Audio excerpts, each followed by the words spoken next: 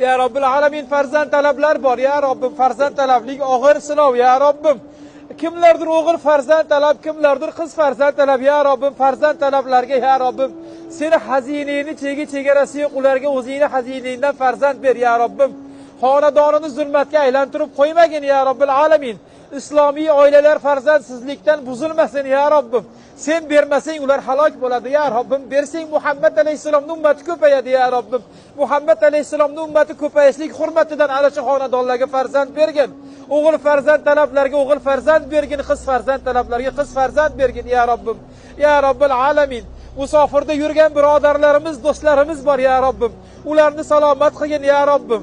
Ya Robbim musofirlik og'ir juda, yuki og'ir ya Robbil alamin.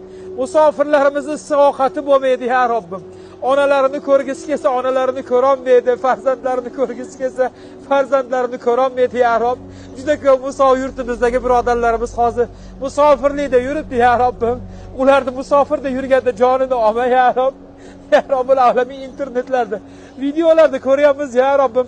Ko'p birodarlarimiz Rossiyadanmi, Koreyadanmi, qayerlarda tobutda qaytyapti ya Robb. Ularni onasi kutib turibdi ya Robbim.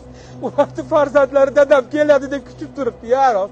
Tirik kelishini kutayotgan onani o'lib bolasini o'ligi kelsa qanday bo'ladi ya Robbim? Sen mehribonlik sifatlaring bilan ularga rahim qilgin. Ya Robbil alamin farzandlari dadam keladi, onam keladi deb kutib turgan bo'lsa-yu, onasi yoki dadasi tobutda kelib tursa ya Robb, ularning holati nima bo'ladi ya Robb? Hech qaysi bandani bevaqt yetim qildirmagin ya Robbim.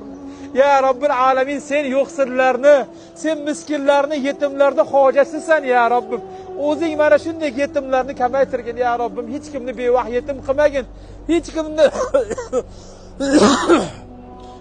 Hech kimni hayotdan bevaqt olmagin ya Robbil alamin. Musofirlikda nima niyatda chiqqan bo'lsalar, ana shu niyatlarini, murodlarini, hosillarini ziyodasi bilan bergin ya Robbim.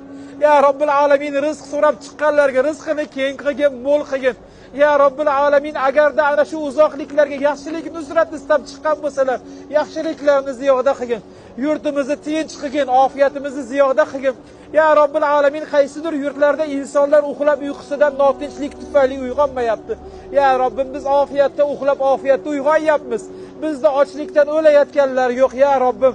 O'zing mana shu ofiyatli hayotimizni ziyoda qilgin ya Robbim. Mana shunday bizga imkoniyatlar berganlardan o'zing rozi bo'lgin, oilasidagi xotirjamligini-yu, sog'ligidagi sihatlarni ziyoda qilgin, ofiyat bergin. Ya Robbil alamin sen bizlarni zulm qilganlarni kechirishlikka buyurding. Ya Robbim sen zulm qilganlarni kechirishlikka buyurdik. Biz o'zimizga o'zimiz zulm qildik. Biz faqat o'zimizni nafsimiz bilan